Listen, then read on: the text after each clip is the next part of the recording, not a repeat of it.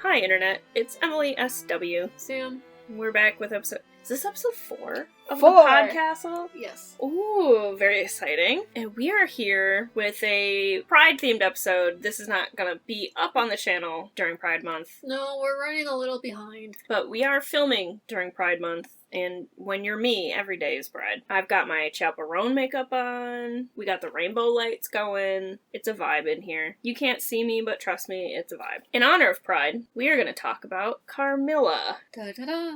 Very classic gay vampire story. Heavy on the gay, light on the vampire. Well, subtle on vampire, heavy on the gay. When you look up anything about Carmilla, the first thing that comes up is lesbian vampire. That's what people associate it with, right? The lesbian vampire. Mm-hmm. And yeah, that's right. Yeah, they're gay. That's not wrong. They're girlfriends. The love aspect is very overt. Yeah, they literally, we'll read some quotes as we get into it, but they're cuddling, they're kissing each other's faces, they're holding hands. Even for the times, I feel like women would give each other certain types of affection. Like, the affection they give each other is pretty... There's a reason for it. Yeah. It actually all does come back to the vampirism. So I guess the question to explore here is the contemporary perception and what the author was trying to say with this. Right? Yes, that is the big question. Because even through modern times, but especially in the Victorian era, anything different would have been demonized. Mm-hmm. Anything perceived as outside of social norms.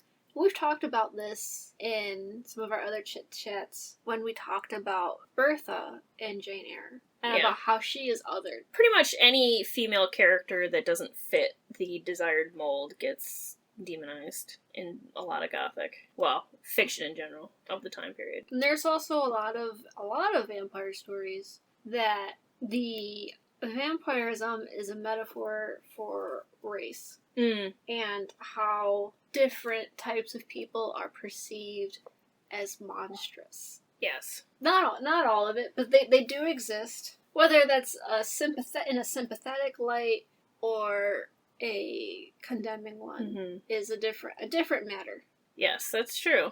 And we definitely see in Carmilla, it doesn't come off as all that condemning, which is very odd for the time and the content, I feel like.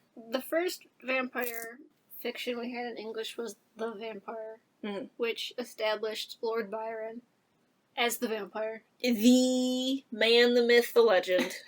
Bisexual icon. So, the aristocrat, right? Mm-hmm. The wealthy man, the powerful man. Yes. But he was still very much a villain. Mm. He was the villain of the story. We were not supposed to like him. We were supposed to be disgusted and repulsed, and it was supposed to make us see how really repulsive his behavior was. Yes.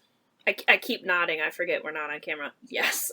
But you understand what I'm saying? Like, we took Lord Byron and everything we don't like about Lord Byron, and we made it an extreme level by also making him a blood-sucking monster who preys upon the helpless. Yeah, this was before Twitter drama, so they had to do something. The first example of a sympathetic vampire we get is with Varney. And Varney the Vampire, or The Feast of Blood, which was a Penny Dreadful. Ah, yes, good old Varney. Mm-hmm. So he's our first sympathetic vampire. We spend a lot of time with him. He kind of fumbles everything he tries to do. The story's it's a pretty silly at some points. Well, it's a Penny Dreadful. I mean, it was kind of like trash fiction, do you right? think that a Gothic novel is a soap opera? Mm-hmm. A Penny Dreadful. I don't even know how you would describe it. I remember when you originally read Varney, it was a saga. Like, It wasn't. I only read the first third. Yeah. You didn't even read, and it was still a saga. That's how much of it there was, and how dramatic and meandering it was. It's not just a soap opera, but it's one of those soap operas that's been on TV for 50 years. It never stops. It never stops. They keep changing the actors. Yeah, like, it's the same character as Varney. Mm-hmm.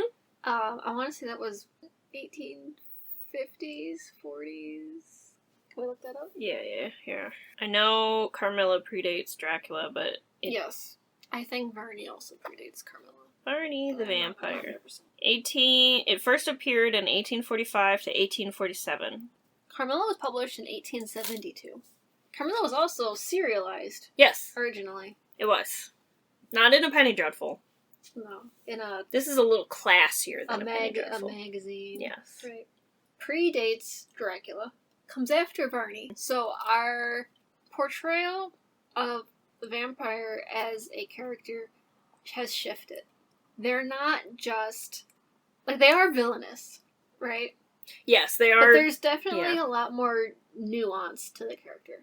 Yeah, because... There's more depth. You still have, in Carmilla, the mysterious illness trope. Where, oh my god, these women are getting sick and we don't know how, and there's puncture wounds, and...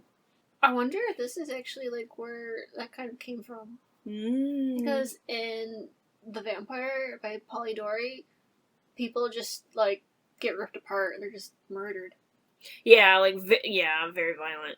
Mm-hmm. This is creeping, subtle, which I feel like also fits the times, because, people would just get sick and die, because medicine was... a whole lot of understanding of a lot of different diseases. No, so the fact that you've got, these young women in their prime, always beautiful. They're always beautiful. Well, of course. They're not going to die if they're not beautiful in the pages of a gothic novel. That's just, the fact that they're beautiful is supposed to make you sad, essentially. Metaphor for purity, yada, yada, yada. We've discussed this. Yeah, alright, so let's get into Carmilla.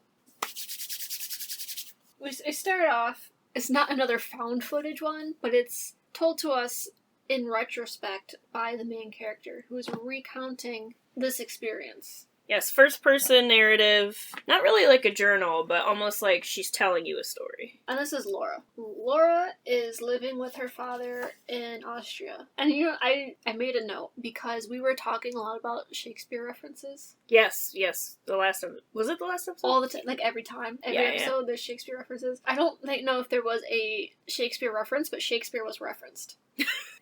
People love Shakespeare. But the reference was, Laura explains, in order to not forget English, they read Shakespeare. Classic. Kim Nam-joon had friends. Laura's got Shakespeare. Yeah, because she's living in Austria. And her mother is from there. Her father is English, and he had been working for, like, the Austrian embassy or something. That's why they're in Austria, not in England. Our setting here is not medieval. It takes place 150 years, at least, after 1698. So at least 18... So it's contemporary-ish to when it was written. Yeah.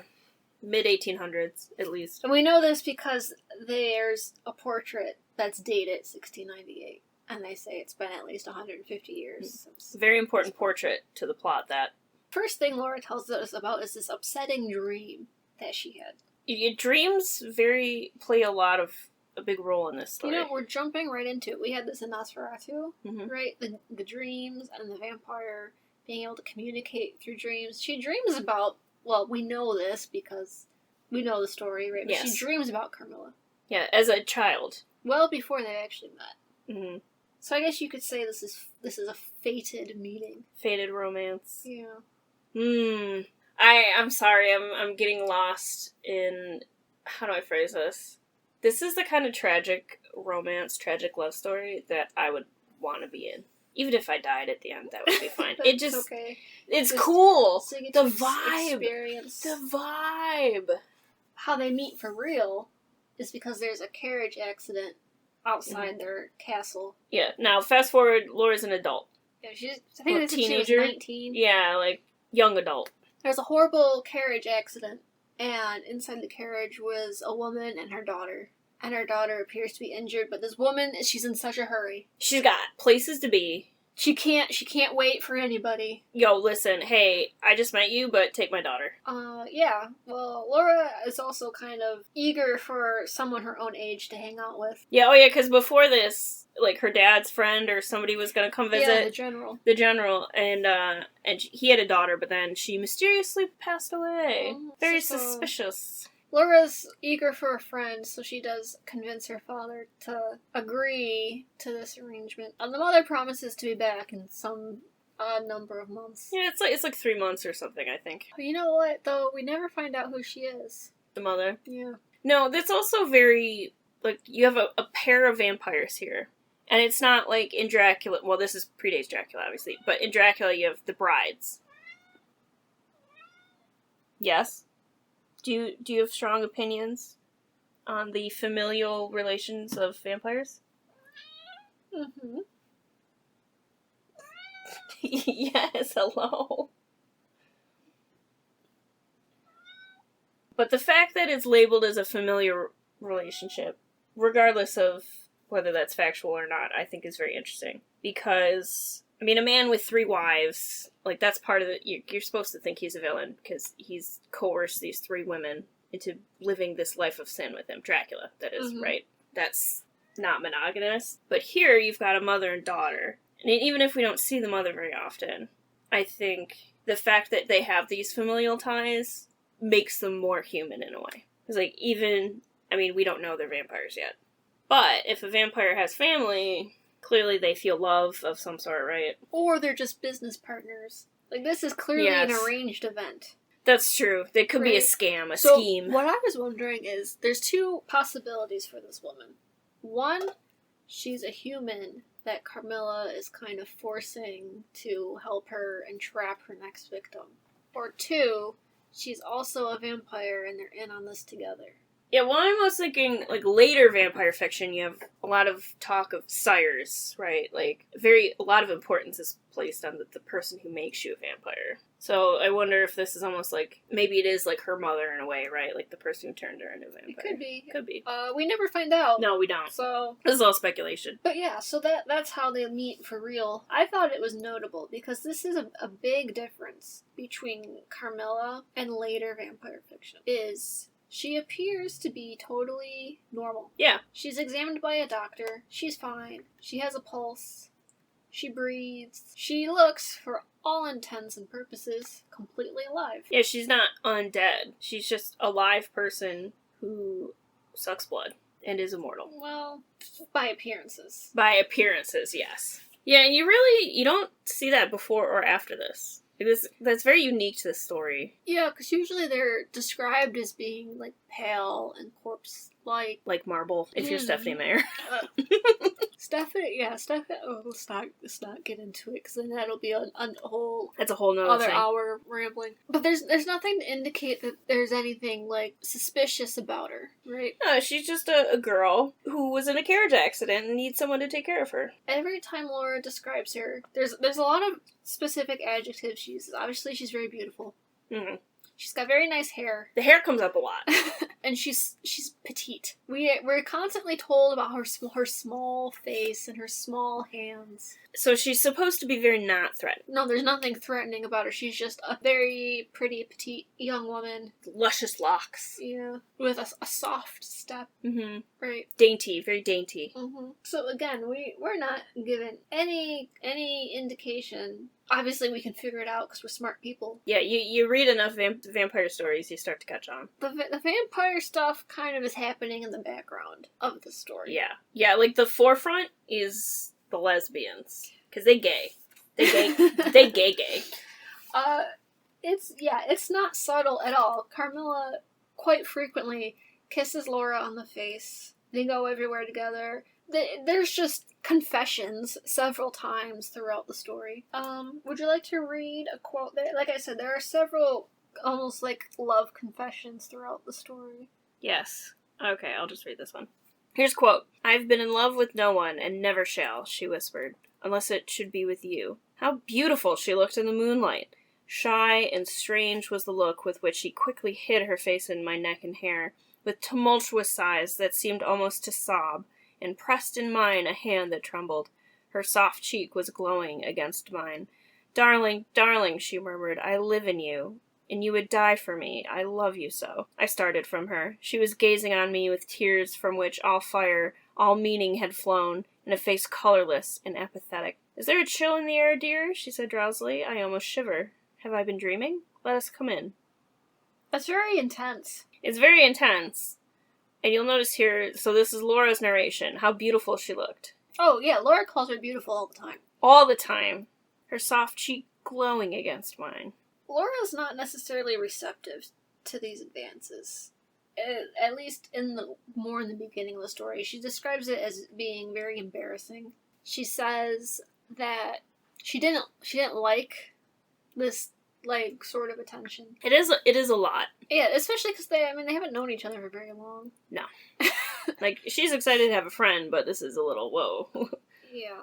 I mean, there is a little bit, I think, of a change of heart after Carmilla goes missing for a little bit. Mm-hmm. And then they're frantically searching for her, and Laura's very glad to have her back. Like, Laura's never actually trying to really get away from her. Mm-hmm. She's never trying to, like, ask her father to make her leave, or anything like that. Like, I think it's very subtle, but I think her opinions do change throughout the story. Yeah, and you have to keep in mind, too, if you were faced with the affection of someone of the same sex in this time period, even if you wanted it, you'd be a little like, hey now. Yeah, because that would affect your public image. Yes. Quite a lot. Mm-hmm. You may not want to be perceived by other people as being in this relationship. You also have to consider that in the way that she grows and changes through the story. But yeah, and there are a few. So the things that Carmilla does that Laura doesn't like,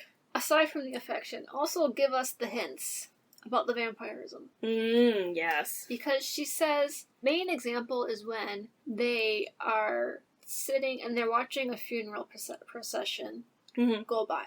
And it's the funeral of a girl from the village who has passed away suddenly. Mysteriously. And Laura stands to join in the hymn that they're singing as they're carrying the coffin to the cemetery. And Carmilla gets very upset. That is, I think, one of the key hints. There's something wrong with this woman. Yeah, she says it hurts her ears. She asks Laura to stop, and Laura keeps trying to sing. And these moments are when she describes Carmilla's face as almost like distorting. Mm-hmm. And she becomes, like, unpleasant to look at. Yeah, almost peeling back the curtain a little bit of the facade. Oh yeah, and then the other thing that she does is she won't go to their prayer times. That was something Laura noted. Yeah, she doesn't go to prayer times. She's okay in the daytime, but she's kind of listless. Yeah. And she doesn't really get up until the afternoon. She's described as sleepwalking, being up in the middle of the night. Mm-hmm. But this is all kind of brushed off as just being, because she's so delicate health. She's so delicate. Yeah, so tiny. It's just, how her health is. Carmilla also dreamt about Laura. They had the same dream that Laura described in the beginning. Which is so romantic. So now we're seeing maybe the threads of fate coming together here. Fate or machinations? Yeah, that's true. But I like to think of it as fate because that makes it cooler. Tragic. Carmilla would have to be playing the long game. Very long game. Yeah, and that's what makes me think that, like, you're not supposed to think that Carmilla was behind that. Like, I think it is more likely that they both had the same dream and they saw each other and they're meant to be. Where Laura lives is not far from the Karnstein estate. This is an important family. They are supposedly extinct. The name, no one living has the name Karnstein. Laura is actually a descendant from them, though, through her mother. That's, I think, another thing that comes up in Gothic a lot. It's like, a bloodline that's died out. But... Laura being a descendant is kind of not relevant. No. It's not super important, especially because here's another thing we have is a deceased mother. That's true. Laura's mother's not in the story. We only know that she is descendant from a Karnstein in a passing comment. But they still live very close to the castle. So I guess it is possible because we know that that's where Carmilla came from. Yes. Some of this could have been planned. That's true. They do have some connections there. Should we talk about the portrait, too? The portrait? Oh, yes. Because they also have a connection. So we mentioned the portrait earlier being dated to 1698 and over 150 years ago. That portrait bears a very strong resemblance to Carmilla. It's a little too strong. Literally down to small details, like I think, what was it, a mole? On her neck, yeah. Yes, very specific details that coincidentally not make sense. And Carmilla tries to say, well, she is also a descendant, but you don't inherit moles.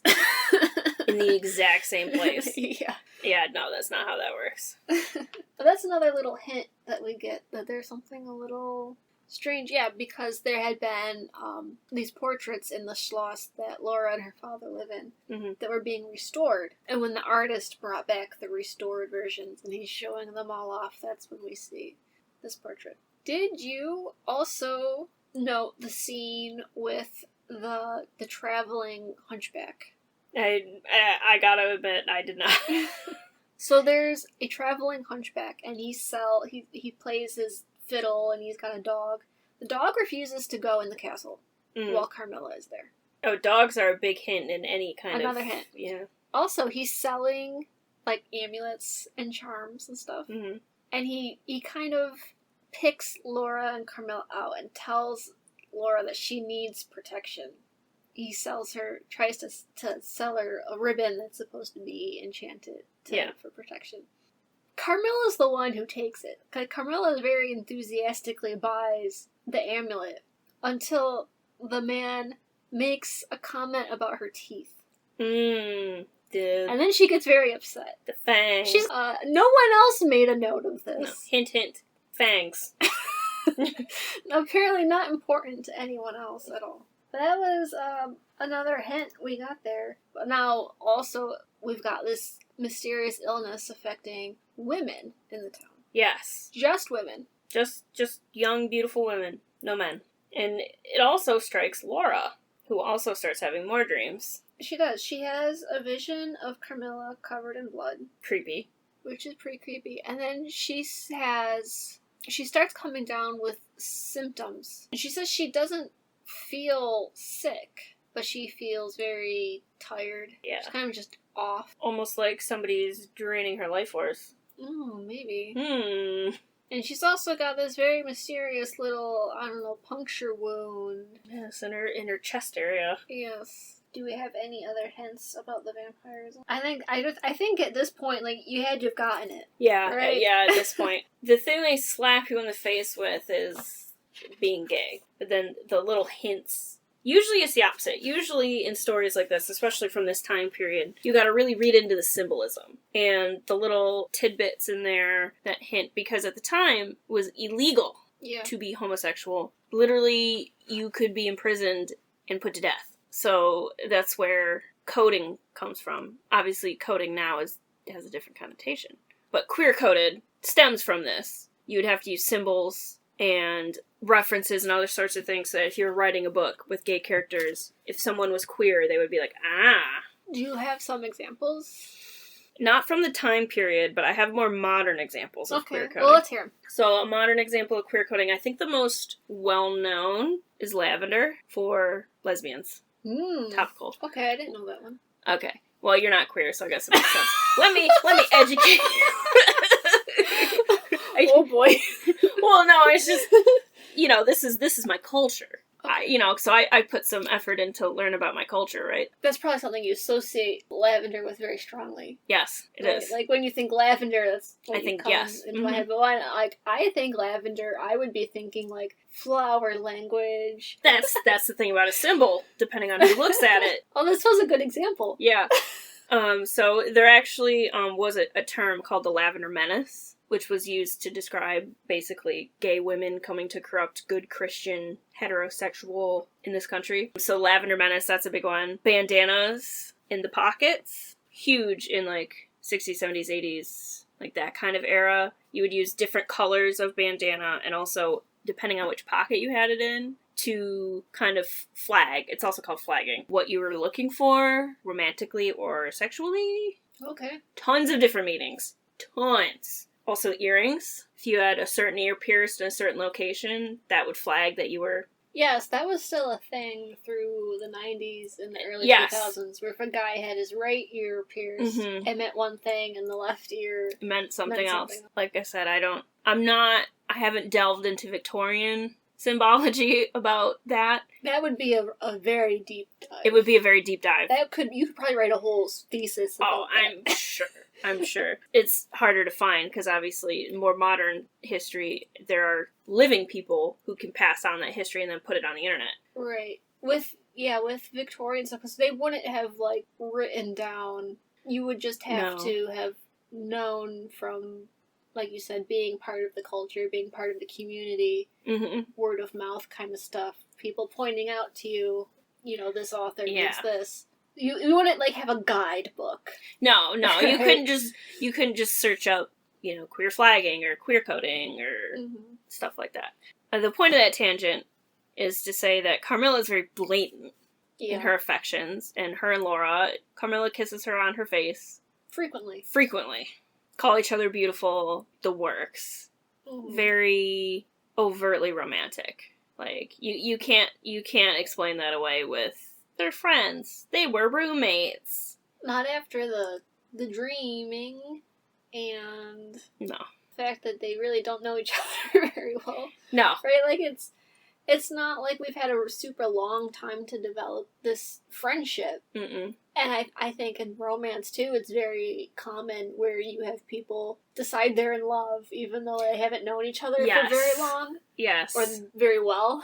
Well, that, I think, ties into Gothic and, the comparison of Gothic to modern soap operas. The trope of the insta-love. Even if it's not instant, but very fast. It's like, suddenly it's like, oh, you're beautiful, I'm beautiful, we're in love. Like, that's kind of what it is. It's like, you're young, I'm young, you look good, I look good.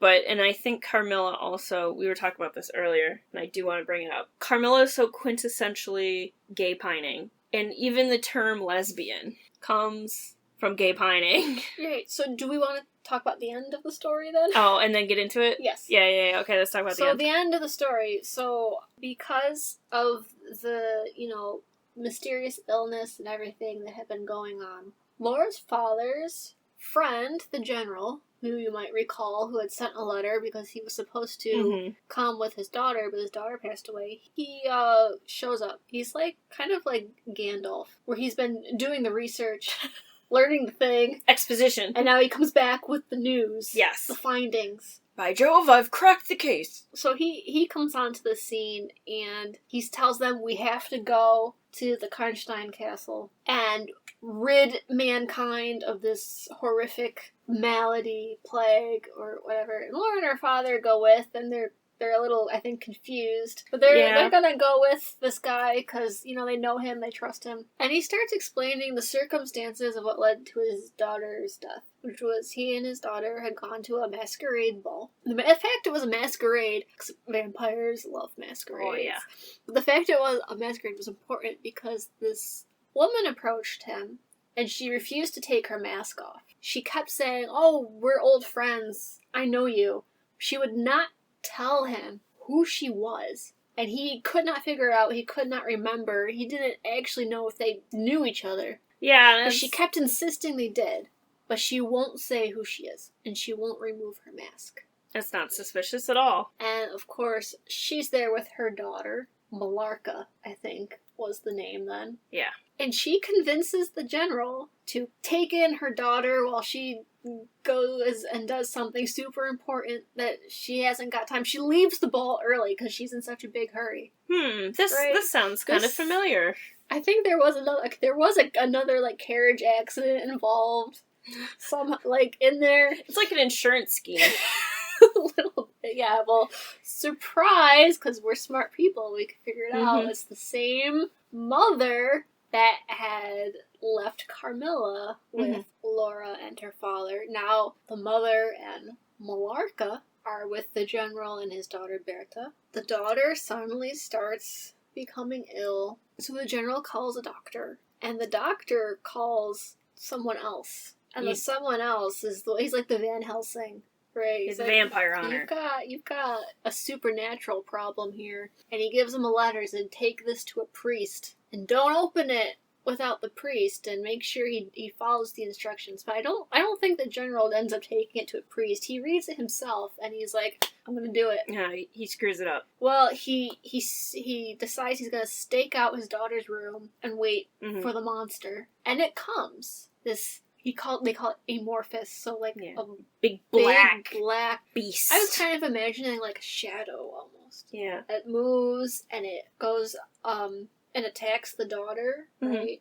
So he comes at it with a hatchet, but he misses. Yeah, I don't know how he had this whole plan and then he misses. Yeah. Well, that also leads us to another one of Carmilla's interesting abilities, which is the ability to pass through locked doors. Also pretty unique to the story. Terms of vampire powers. It does point to her being dead. But you know how she got into these houses is because she was accepted by the hosts. So she was in fact invited into these homes. That's true. That's a good point. But anyway, the general learns about vampires, and he learns about the connection with the Karnstein. They're gonna go, and he's determined. He thinks he knows that it's the Countess Mircalla. Yeah. Right? I think there's something... Well, we'll jump ahead a little bit. Carmilla, Malarca, Mircalla, like they're anagrams of each other. So it does get a little confusing. But he also says that she has to use anagrams of her name. I don't know what the reason for that was necessarily, but for some reason she had to. So obviously it's all the same person. There's a lot of exposition at the end. Yeah, literally we have this kind of like nice kind of a little bit of foreboding in the background, but this is like romance story, and they like do stuff, and you're like, what's going on? You're trying to figure out, okay, there's something kind of dark here. It's like, like I said, the vampirism is in the background. Like, you have the plague, and the village, and the guy selling the amulets, and the charms, and the portrait. And the fangs, and the hymns. And weird stuff is happening. But and then Captain Exposition comes in at the end. Yeah, and then, Laura's kind of unwell. And then we go from 0 to 60 here. So we go to the Karnstein castle, and there we meet... there's also a woodcutter. Of course, yeah. Why not? Start adding all these extra characters. And he explains this story about the vampires that had been there in the past, and the vampire had been destroyed by this hero. And he explains vampires are created by people who commit suicide, and they also have the power to turn their victims into vampires. This is where I was thinking, none of Carmilla's victims in the village thus far have come back as vampires. So I guess it's not a sure thing. Maybe there's a bit of a process to it. Yeah, or maybe it's fate. We don't know what it is. No. It's never explained to us. No. But the Countess had been engaged to a man, and she died mysteriously, and they were afraid that she had been a victim of the vampire, so her grave was hidden. Yes. But then this duke comes on the scene, and he says, I know where it is. I have the plans of the crypt. I figured it out. Before that, though, we do have another Carmilla encounter. Oh, yes. In here, yes, there is a very important... where she comes and the general recognizes her. And they have he misses again. He does. And she escapes. How did this man become a general? It must have been fame and influence. Now, this is where Laura has seen the true nature of Carmilla. The fiendish, beastly... The ugly side. The monstrous side. Laura's not around for what happens next. Well, and we find out that this hero that killed the vampire didn't. He did. He killed the original vampire. He killed the original vampire. But the Duke that comes on the scene and says, I have the plans, he's also related to the hero. The hero was, the Duke's ancestor are the same. He was supposed to marry the Countess. Yes. Oh, that didn't happen. She died. And then he hid her grave because he didn't want the mob looking for the vampire to come and desecrate it, right? But so they do find the grave. Yes. And they open the tomb. This is such a good image. Creepy, disturbing image. There is a corpse inside, but it's breathing. And it is like bloody too, isn't it? It says she's submerged in 7 inches of blood. That's a lot of blood. And she's not decomposed or anything, and she's at least 150 years deceased. Yes. And when they cut off her head, she screams. very, chilling. I got chills. But this was the difference between the first time I read this and the second time I read this, because the first time I very clearly remembered the scene with the blood. Yeah. Especially. Like, that was, I don't think that has been described in any other, like, story necessarily. Like, there's a lot of ones about, like, the grave dirt, and they have to rest in their coffins, whatever. But I don't think anyone else has actually had a coffin full of blood. That's very, who's the countess that famously... Battery. Mm-hmm. Bathed in the blood of, what was it, virgins or whatever, because Yeah. she wanted to stay young. The Countess of Blood. I don't necessarily know if this is related, because in the General's exposition, he told us that the vampires do rest in their graves during the day, which is probably a lot of where Carmilla had been disappearing to when she was gone for hours at a time. Or, drinking the blood of the village girls. The one thing that he said, which I didn't remember from the first time, was he was talking about how the vampires approach people because they are looking to gain their affections. Yeah. And he says almost as if they're looking for sympathy. Besides the fact that just struck me as really profoundly sad. Yes. I think that big difference here between how the men of the story, so like Laura's father and the general and the woodcutter and the duke, they're all dead set on, we've got to destroy the vampire. This will solve all the problems. Like, it's too dangerous. Too many people have died. But you have Laura still, who actually did have this relationship with Carmilla. And after the story is over and her father takes her to Italy to try to help her recover, but she's still thinking about Carmilla. Like, this experience never fully leaves her. And whether it's because she's deeply traumatized by these events, also one of her last lines, which I think you have pulled up here. Yes, I do have the quote pulled up.